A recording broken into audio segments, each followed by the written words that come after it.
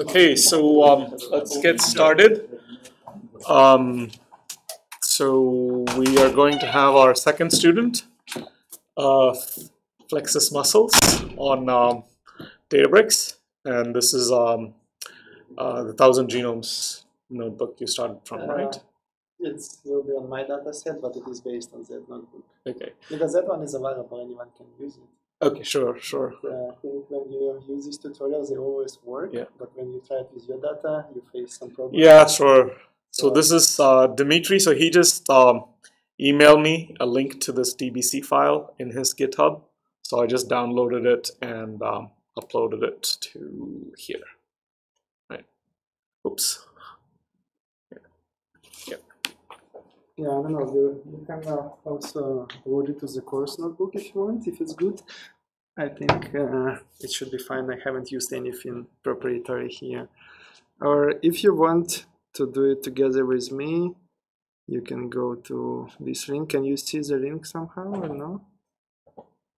So it's my repository. It's quite easy. It's evodify, and then you go to genomic analysis, and here is a database.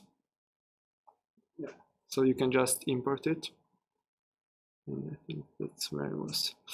I tried to make it as simple as possible for non-biologists, but if something is unclear, feel free to interrupt me and ask questions. So basically, it's a good start with this article. So Big Data, Astronomical or Genomical.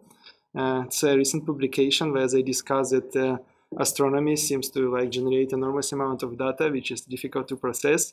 But now in genomics, we face kind of similar problem, and according to the current trend, it seems like genomics generates even more data, and in the future it will be even much more.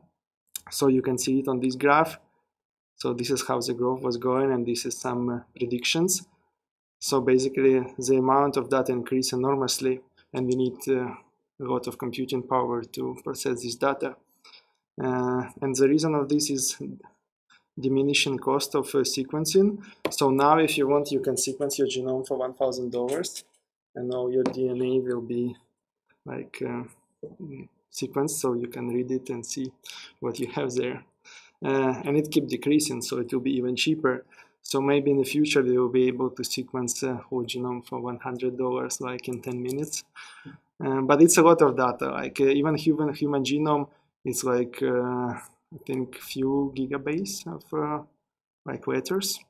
Don't remember exactly, I don't work with human genome, but it's quite big. So the DNA sequencing works this way. So this is a chromosome, so you should remember it from a school course, and it consists of DNA.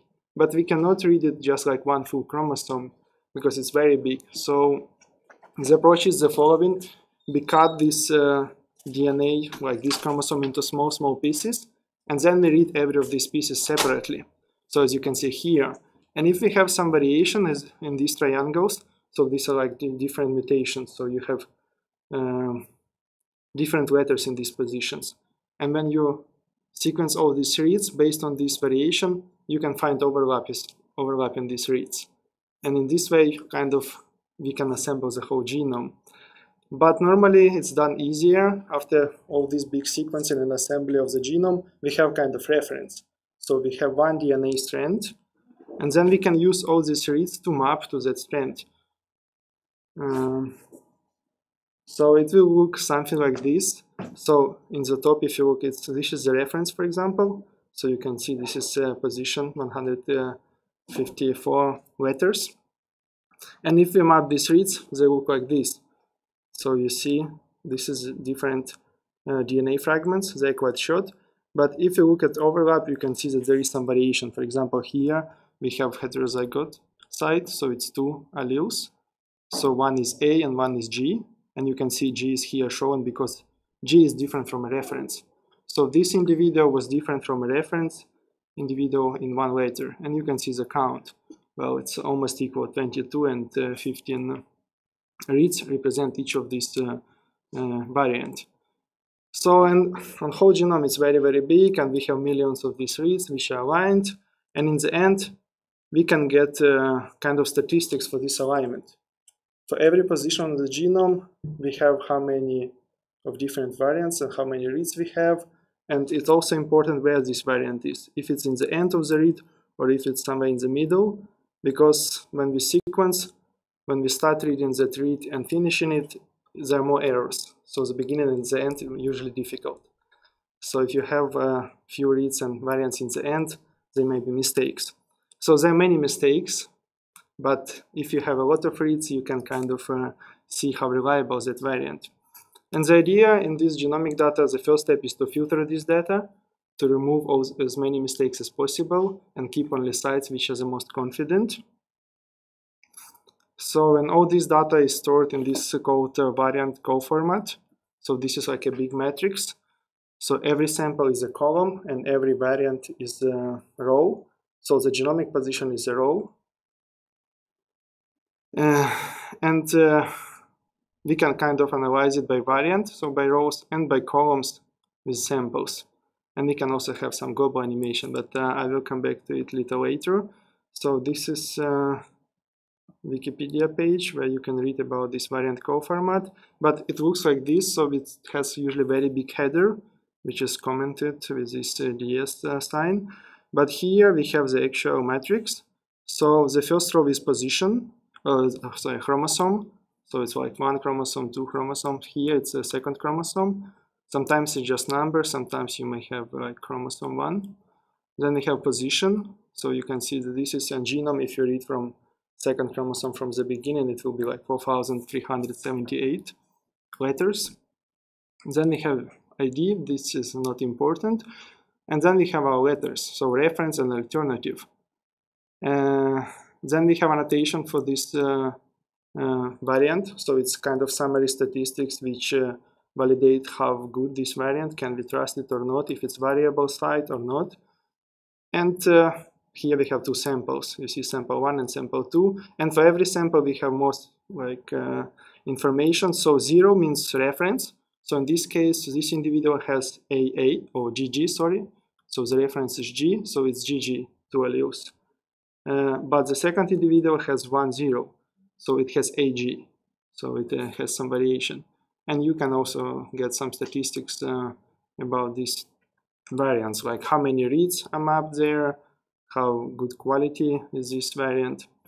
But you can read this page if you want to know more details. So in Spark, analysis of genomic data is implemented with Hail. It's a very recent project. I think they started in 2015. They primarily use Python. I don't know why, but maybe it's just because biologists are more familiar with Python, or maybe it's better. But also, if they're only using Dataframes and they're not going to do anything too detailed with RDD, then Python and Scala are equally fast. Okay.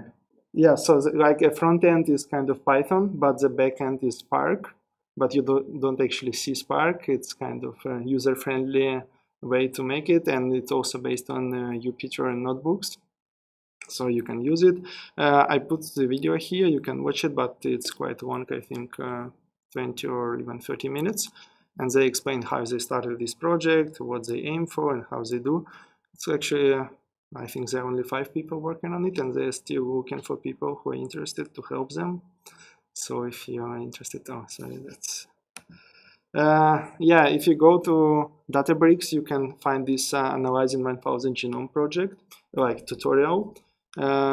It's quite good, but as I said, all these projects, they are quite well optimized, and if you work on human data, I think it's easier because everything is developed for human data. But I personally work on other data. I work on non-model species, and there are some challenges which I face. So in this notebook, I will use my data just to show you, but it's based on this notebook, so it's just a little bit different. So the first step is to set up a cluster. Here they used Spark 2.0 and Scala 2.11. And they also require to download these 2 packages, so I think I should do it right. So hopefully I will be able to find it on last computer.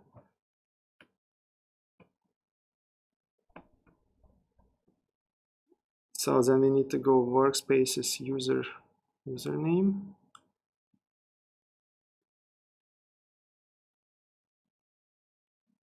and here we need to import these two. So instead of importing it here, we need to click here. Then we select this Java.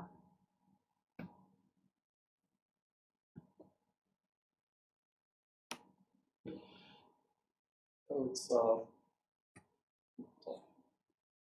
I think it's at the bottom now. well, yes. We want maybe like tiny more. I think it's something. Oh, yeah. Is it this one? No.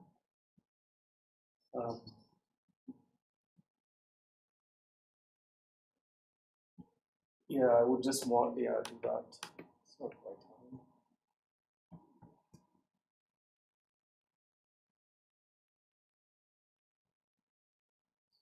It's on the top.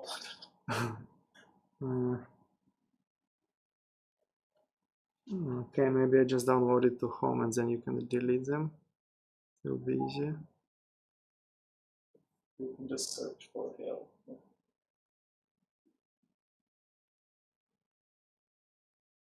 It's a little slow.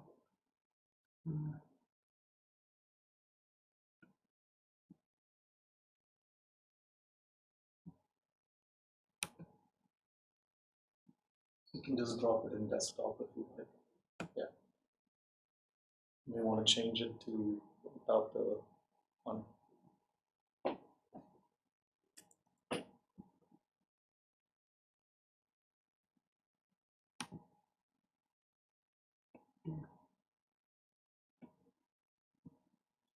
Yeah, I just delete my downloads every couple months completely. Again, we go to users and you should choose your username.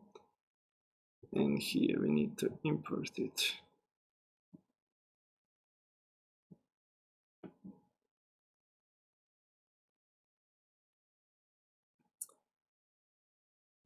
Save. Tutorial database show. Let's leave it here.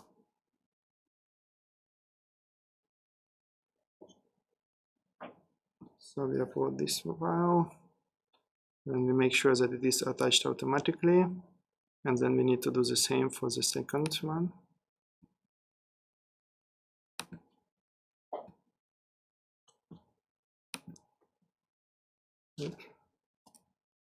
Sorry, I think I copied something here. No, yeah, but it's a different file here. Yeah, this one.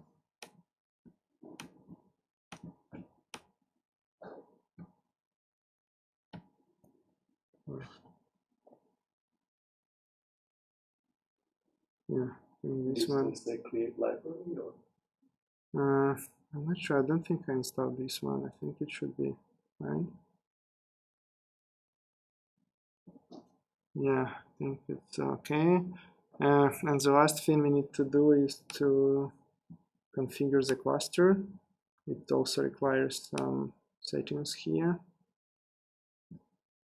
So you need to copy all this. This is what they describe in this 1000 genomes tutorial. So we need Spark 2.0 and Scala 2.11.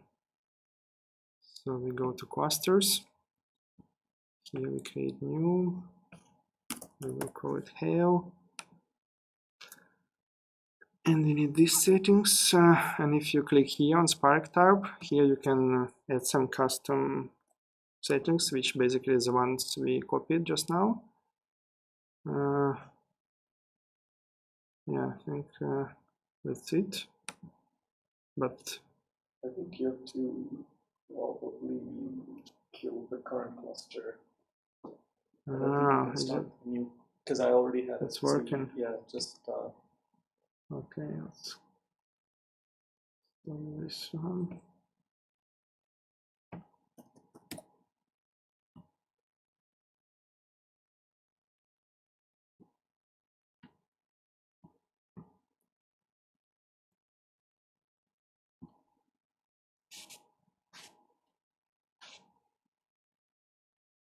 Okay, and then we need to make sure that it attaches the libraries we just uploaded.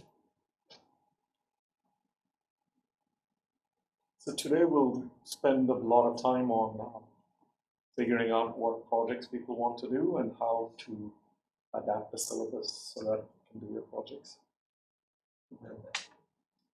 Also, I think Twitter revoked me or something. My Twitter credentials aren't working to figure out. I was going to show you some Twitter stuff today. Well, it's slow, but hopefully it will start. I also have this screen flickering for some reason. Yeah, I think it's Chrome. Yeah, it took some time to set up it. Hopefully it works.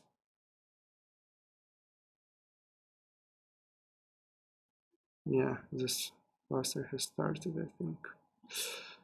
Yeah, then we just need to import some libraries here.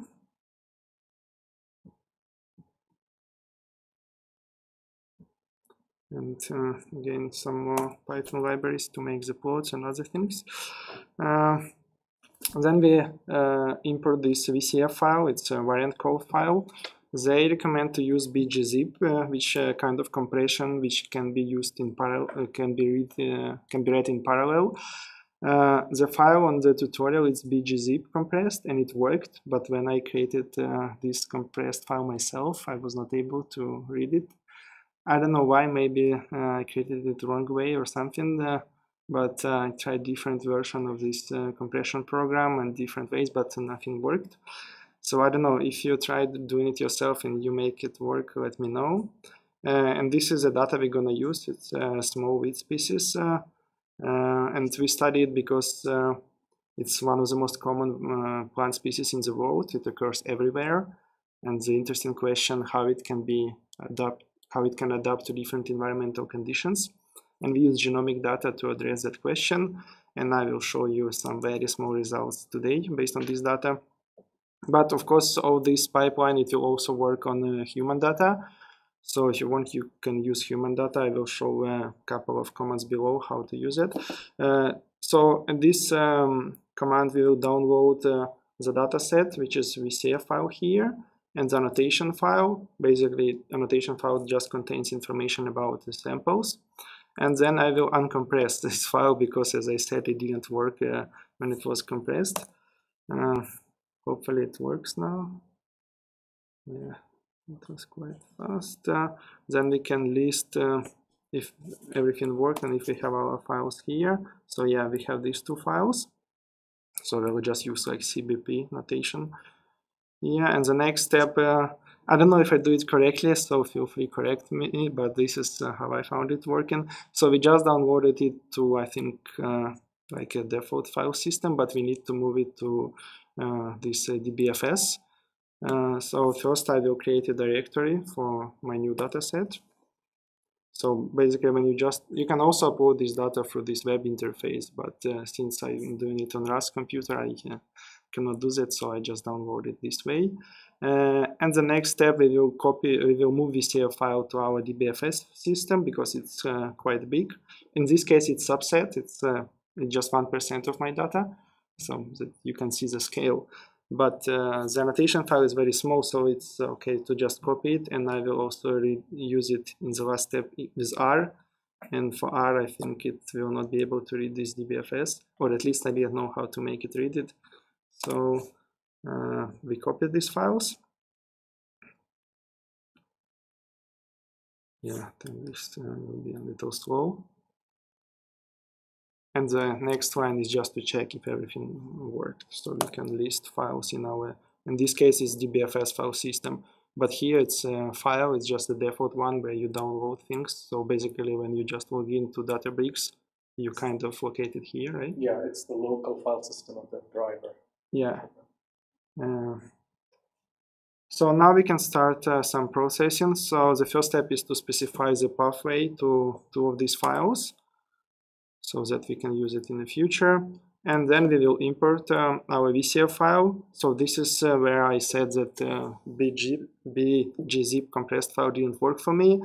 So you can also provide option to force like bgzip or gzip file, but gzip is not recommended because it's not kind of parallel compression.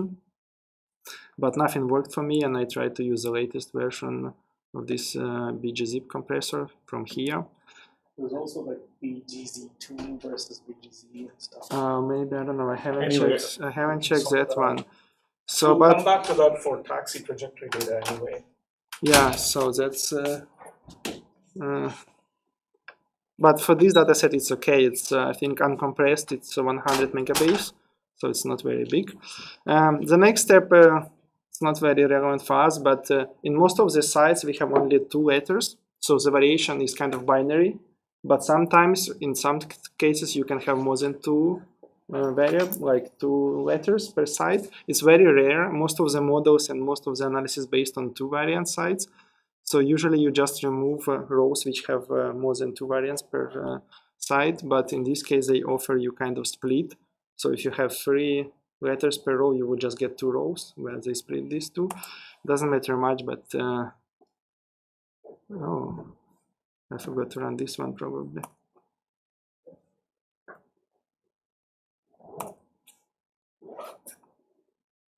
Yeah, now it works. So the next step, we will attach our annotation file to this VCF file. So the annotation is this one. First column is the sample name, and this name should be the same name as in the VCF file. And the second, you can use as many columns as you want. You can also put some phenotypic data. So if you have like black hair, white hair on human, or in this 1000 genome project, they use caffeine consumption. So how much coffee you drink. But in this simple example, I will just use different populations. So this is a different location. So this is Asian, European, but we will come back to this later. Yeah, and this is not maybe the best way to show, but this is how this annotation file looks. It's tab delimited file with different these 2 columns. Yeah, and if we refer to the sample in our code, we will use this as A, and for genotype, I think it's GT, but we will see it later. So here we specify the path to the annotation file. Then we give a name to this annotation. I will just call it my annotation. And we refer to the sample column, which will be used to annotate. And the last one is to kind of you define the other columns. You can write that if it's integer, like in our case, population is integer, but you can also use impute and it will define it automatically, and it works quite well, I think.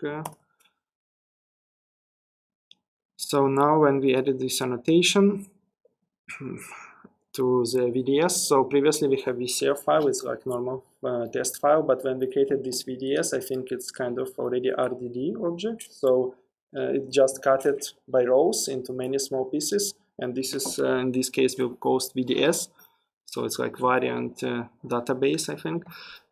So in this step we will write this database to our file system, and then we will read it and use it as a database, which will be faster than just normal VCF.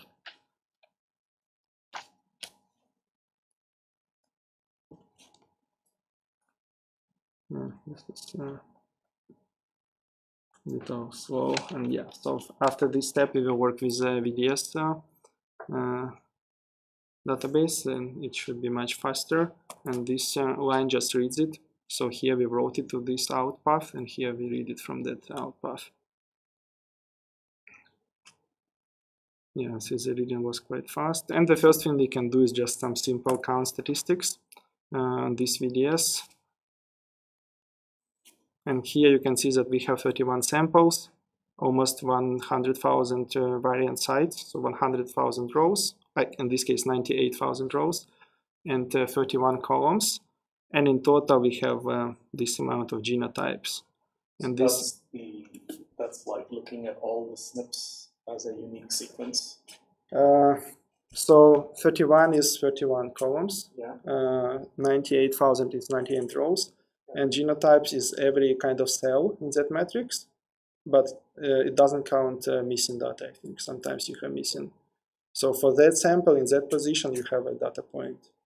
So genotype, is that the same as what we usually say haplotype? Or? Haplotype is one, but genotype can be two, can be heterozygote. If you remember from the school course, if you have two alleles, which are the same, it's homozygote. If one is different, it's heterozygote.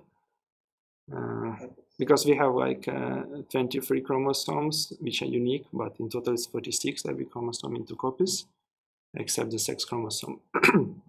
For the sex chromosome, it's if it's male, then you have one copy of each.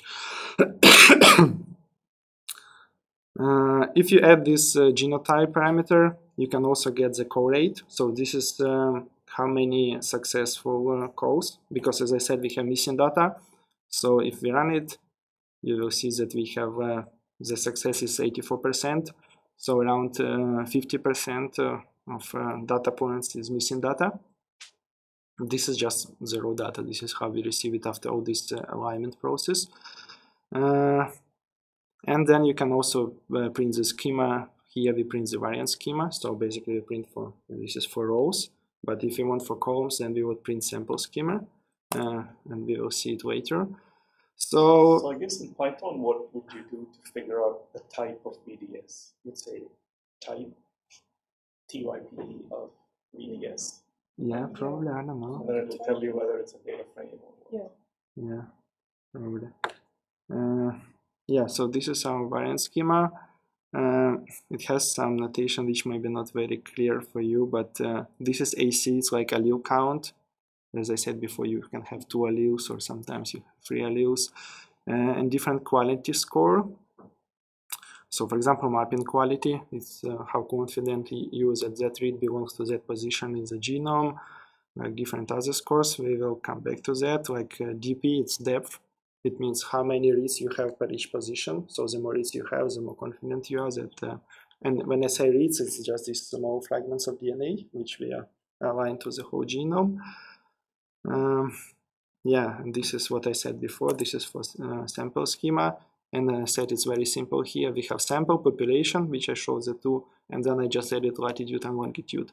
So this is just geographic positions of these samples. Yeah, just to remind you again the structure of this data. So this is our sample annotation by columns, and then we have variant annotation by rows, and the global annotation, this one.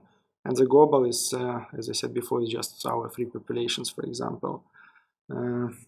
Yeah, so it's Asian, European, and in this case we also have Middle East, and I annotated them with these letters. I think that should be easy to memorize.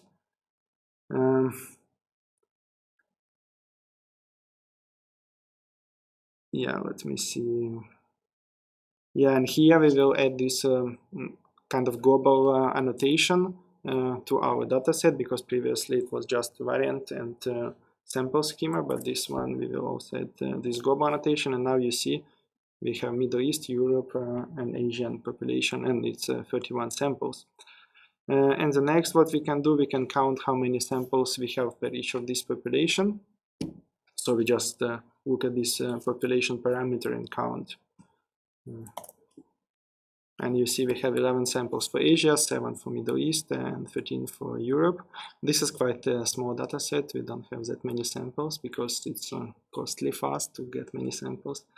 But if you work with human genome, you would get 1,000 in total here. At least for that project, there are much more human genomes now. So the next, we just now look at our data, and we kind of created this kind of database with all this annotation, but now we're gonna do some filtering. There are some concepts which I probably need to introduce, for example, like genotype quality and read coverage, or DP, like depth. So the read coverage is simple concept, is how many reads you have by every position, because if you sequence it randomly, when you cut it into pieces, sometimes you sequence some parts more, some parts less, and it also depends on your genome complexity. If you have a lot of variation in some position, because it's not homogeneous, then it's more difficult to align your reads to that position. This is to sequence one individual diploid. Yeah, I'm talking about that one I showed previously. Just the plot is just one individual, but here we have more individuals. And you can also get genotype quality, which accounts various things like the quality of this read, how well it mapped, this kind of summary statistics. But just to make clear what they can mean, so if you look genotype quality of 20, it means 1 error per 100 base pair. So if you have 100 letters and you have genotype quality 20, it means that one of them may be mistake. But the more you use, the better it is, as you see. So here we will filter genotypes. So we don't filter by rows or by the columns. We filter every cell individually. So we look at the genotype quality and coverage for every position on the genome and for every sample. And we will remove, like we will put missing data if it has less than 10 reads. So it should have at least 10 sequences to that position. And genotype quality should be more than 20. 10 reads is kind of common threshold. You can adjust it depending on your samples. I would build a distribution for every sample and then would select individually, but so that's cool. So you can define your own definition to these filters. Yeah, that's very flexible.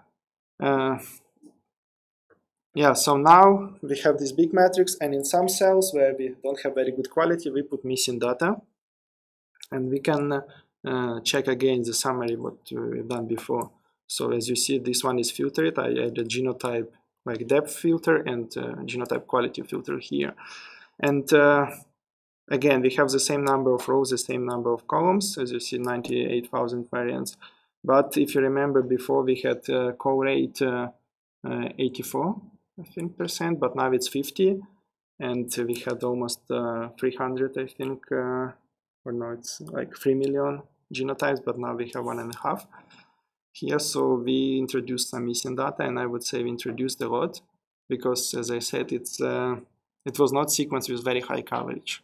For some individuals, I use a bit smaller than 10 reads to keep as much data as possible, but it's always trade-off. If you want to keep more, you also have more errors. And for humans, they filter it very hard because in human, you want to find specific position which can be associated with some disease. But in my study, I usually look at larger scale. If I have some errors somewhere, they don't affect the results too much.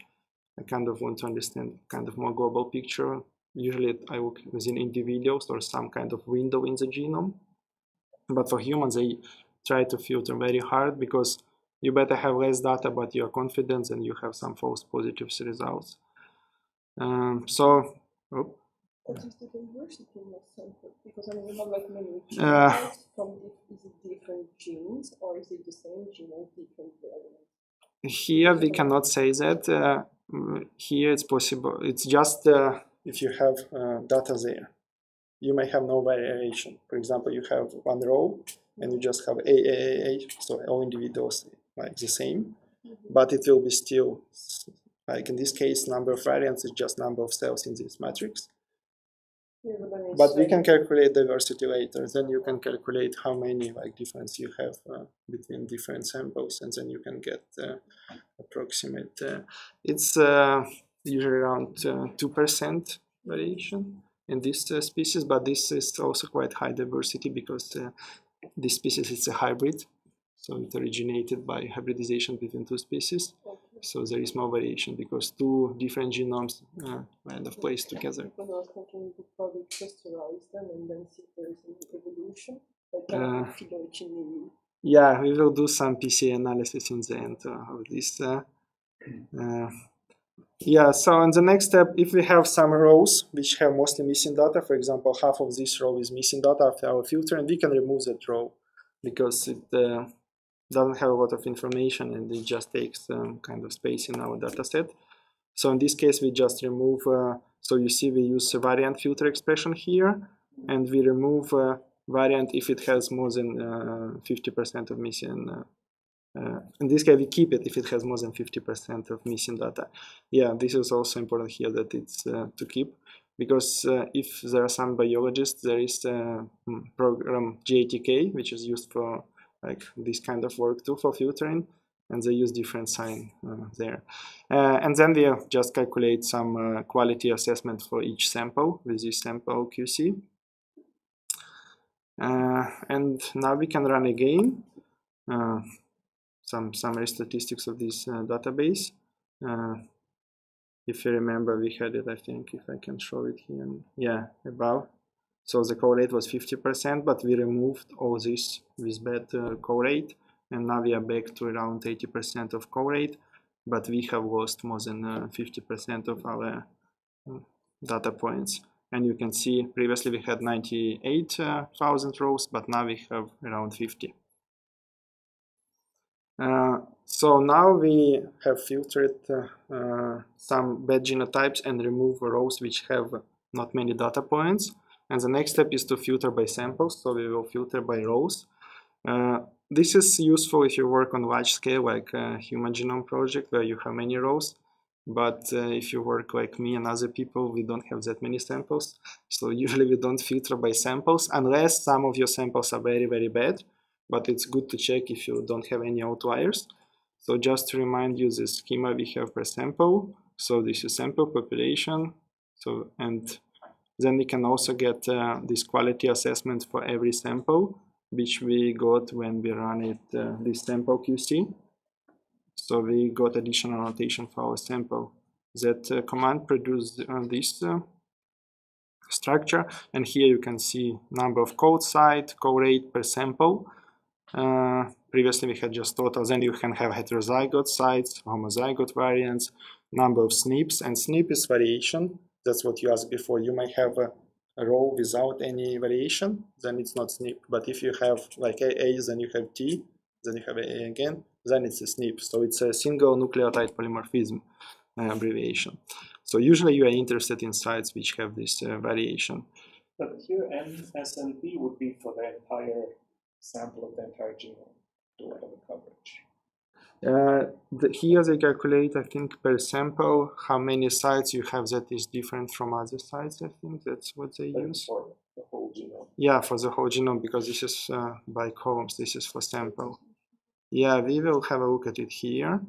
So what we do here, we just export all these statistics to this file, and then we can have a look at this file. There are more. I just presented the most interesting 8 columns, but you can check all of these in that file, but I just present the top. And here you can see how many sites are called, and we can see across different samples. It's almost on the same scale for every sample. Yeah, this is number of total. This is what I said before. This is number of homozygote, heterozygote. And when we have variant, it's when it's different from the reference. It's a lot here because the reference is not the same species in this case. And then we have how many variable sites we have for every sample. Again, you see some of them have more, some of them less, but roughly it's equal size. This one probably has less, but this sample also has more missing data. That's what I know, I think. Yeah, it has little less number of sites. So AL87 is one human being here? It's one individual, yeah. It's not human, it's plant species. Oh, okay. It's my data, yeah. And this is from Algeria, the sample. So is this a relative of Arabidopsis? Or? Yeah, it's one of the closest relative of Arabidopsis. We can use some annotation from Arabidopsis too in our case. Does everyone know what Arabidopsis is? Okay. So if those who don't know genomics, if this is like making you uncomfortable, that's very good. Sort of the first step toward data science, okay? Because once you know the domain knowledge, it won't be as intimidating, right? But the cool thing is the pipes underneath are what we're studying. So Arabidopsis is a model plant, right? So yeah, it's very easy to grow and maintain in the lab. There are many like lineages which just grow in the lab, and people can switch off some genes and see what's the effect if you switch some genes. You can do different experiments with Arabidopsis. And it makes babies with itself, right? Yeah, it can do self-fertilization. You don't need bees to reproduce. It can just, before the flower opens, the pollen can go like and grow, and then you get these seeds without any fertilization. It has some downsides too, but that's beyond our talk. Yeah, and this one, which is the species which I used, it's close relative, and it's I think more interesting. But we'll come back to that. So here just use matplotlib, this matplotlib in Python, which is standard. So we just take this sample annotation for every column which we just got before, and then we create this Pandas table and plot different statistics. In this case, I plot co-rate, then I plot depth, so how many reads we have, and the genotype quality. And this is mean for every sample, so it's kind of mean across every column.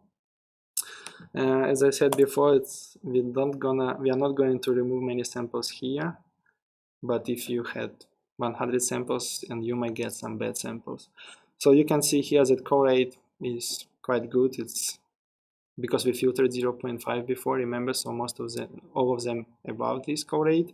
The depth is on average 40 reads per position. This is very good actually, because in the past people used to use, if they had 10 reads, like the first human genome project, they were very happy with that. So, but here we have quite good coverage, and the genotype quality, as you see, it's on average is very high, because if we have 20, it's 1 error per 100, but we have 80 here, so it's 1 error per 1,000 of genotypes. But this is average, of course.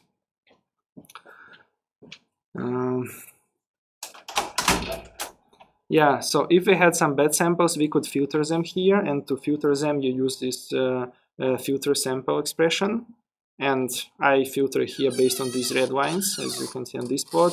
But this code won't remove anything, but I just put it here for you to know how to do it.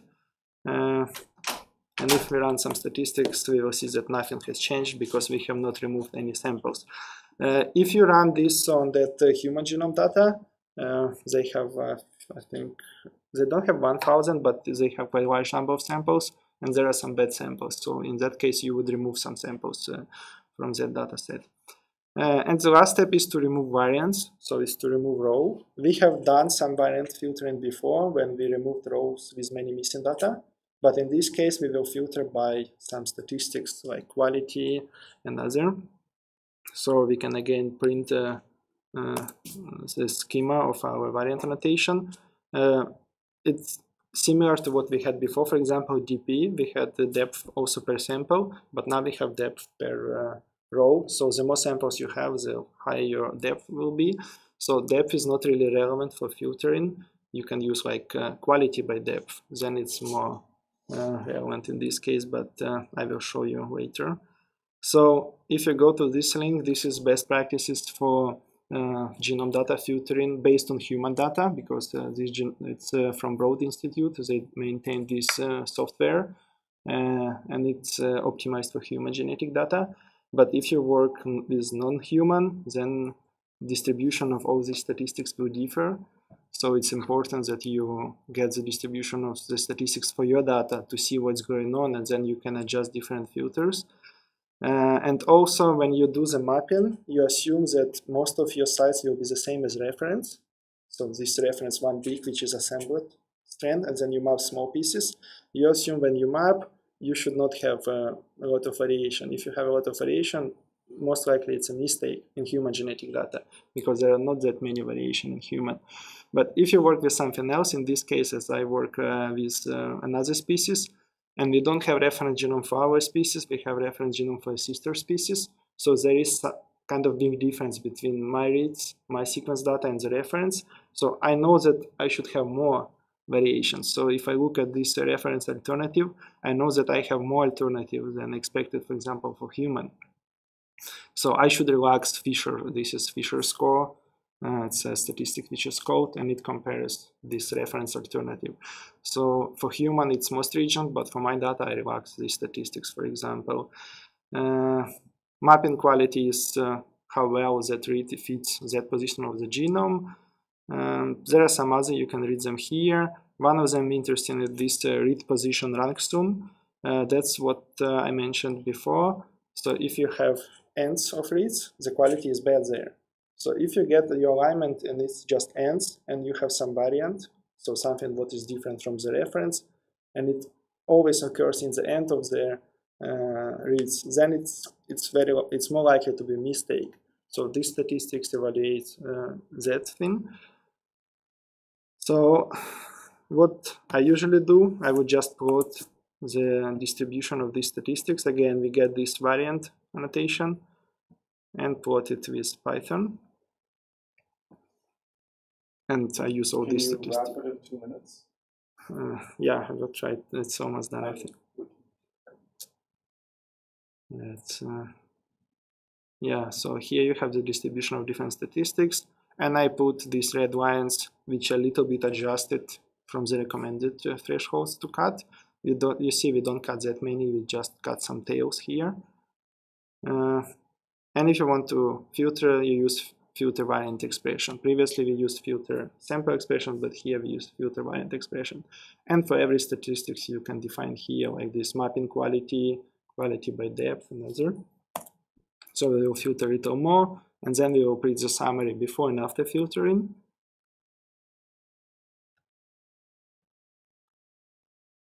Yeah, so we removed, we had like almost 50,000 before, and then we removed like 5,000 sites, not that many.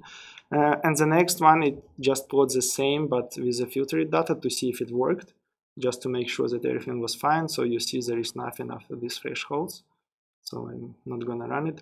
And the last step you can do, this is also kind of a part of this 1000 genome project, you can build a principal, make a principal component analysis on this data to see if there is any structure in our data, like if we reduce its dimensionality, and then we can again use Python to plot the results.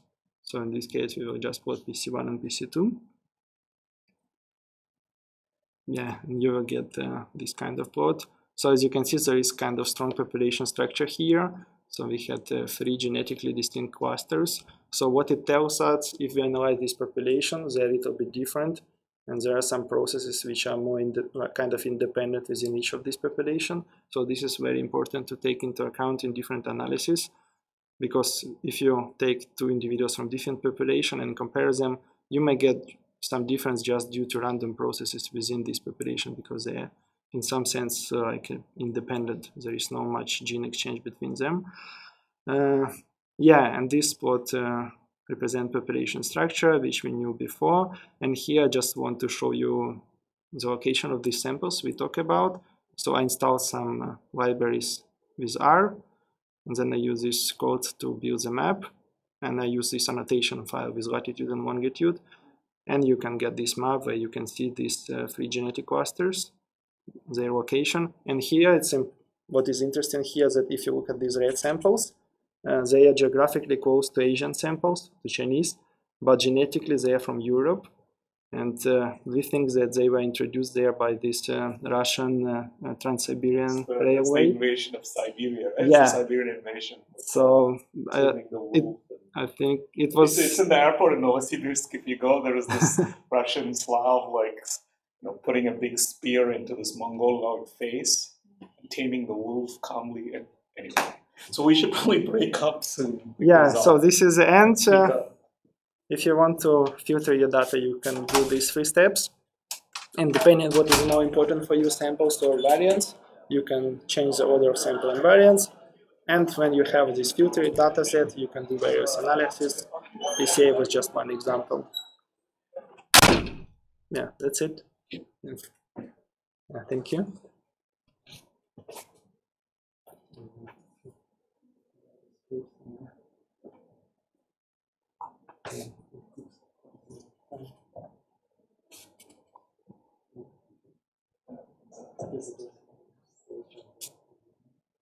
I think it's a break time now.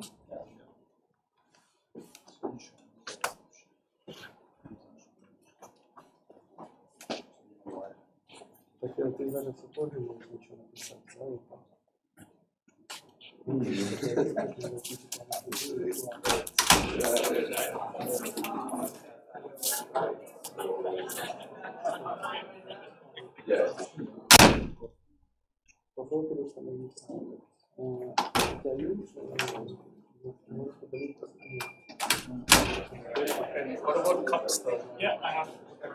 Yeah.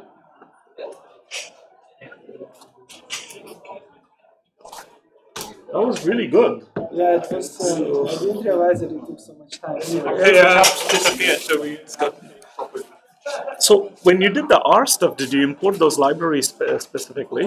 No, I just installed them, but I think. I mean, on the community edition. Yeah, but I think every time you restart the clusters, they remove. Oh, okay. Okay. So you need to install them every time. Okay. Cluster. Okay, so that's good to know. So, but it was tricky result. It didn't work like correctly. I tried to adjust the report size, the display. Yeah. But it sometimes. But you know, you could have done the Scala thing with the thing. You could put percent Scala and do the Scala too. Yeah, maybe. We'll play with it. Oh, is it still running? Yeah, I can still. No. Okay.